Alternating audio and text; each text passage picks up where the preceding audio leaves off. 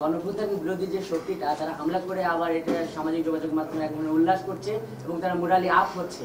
এখন আপনারা কি একটা আনরেস্ট সিচুয়েশন তৈরি হওয়ার একটা পরিস্থিতি দেখা যাচ্ছে? আমরা এটা যেন না হয়, অলরেডি আমার মনে হয় 52 জন গত রাত্রে অ্যারেস্ট করা হয়েছে। 54 জন গত রাত্রে তাদের আমরা আইনের আওতায় নিয়ে আসছি। 54 জন আইনের আওতায়। এরকম ধরনের ঘটনা যারা ঘটাতে চেষ্টা করবে তাদের কাউরই কোনো ছাড় দেওয়া হবে না। এটার সংখ্যা কিন্তু আল্লাহ দিলে অনেক আপনাদের সহযোগিতায় কমে আসছে। এটা আস্তে আস্তে দেখবেন এটা কমে যাবে। তবে এখন যারা এইটা দুই একটা ঘটনা ঘটার চেষ্টা করবে তাদের কাউরই ছাড় দেওয়া হবে না। কালকে আপনারা এই জানেন যে 54 জন অলরেডি আমরা কিন্তু রাত্রেই কিন্তু তাদের ধরে ফেলছি। এখন ভবিষ্যতে যদি কেউ করার চেষ্টা করে আমরা এই ঘটনা ঘটার আগেই যেন ধরতে পারি, এই ব্যবস্থা আমরা করব। ইটালিয়ান হোম মিনিস্টার আসছিলেন আমাদের সাথে, তাদের একটা বাইলেটারাল মিটিং ছিল। উনি এখন চিফ অ্যাডভাইজারে ওখানে গেছেন।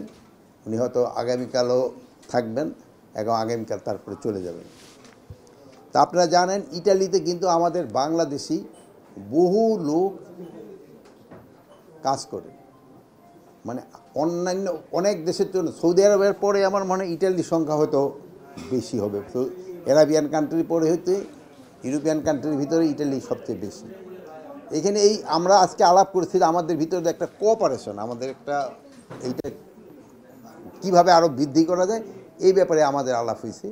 এবং আমাদের যারা ওখানে কাজ করতেছে তারা যেন প্রপার ভিসা নিয়ে এবং প্রপার চ্যানেলে যায়, এই জন্য তারা বলছেন।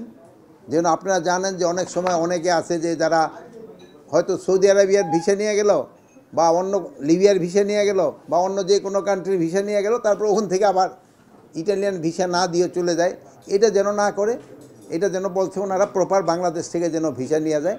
এবং ওনারা আমাদের দেশ থেকে আরও বেশি লোক নিতে আগ্রহী, যেহেতু বলছেন যে বাংলাদেশি লোকরা ওখানে খুব ভালো কাজ করেন এবং তারা খুব হার্ড ওয়ার্কিং এবং তারাও ইটালিয়ান ইকোনমিতে একটা বড় ধরনের কন্ট্রিবিউট করে যাচ্ছে।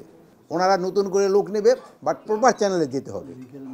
একে লিগ্যাল মাইগ্রেশন, লিগ্যালভাবে ভিসা নিয়ে ওনাদের, যেমন অনেক সময় আছে আমাদের জন্য অন্য দেশের ভিসা নিয়ে যাইয়া ওখান থেকে কোনো সাগর ক্রস করে চলে যায়, ওইটা যেন না হয়।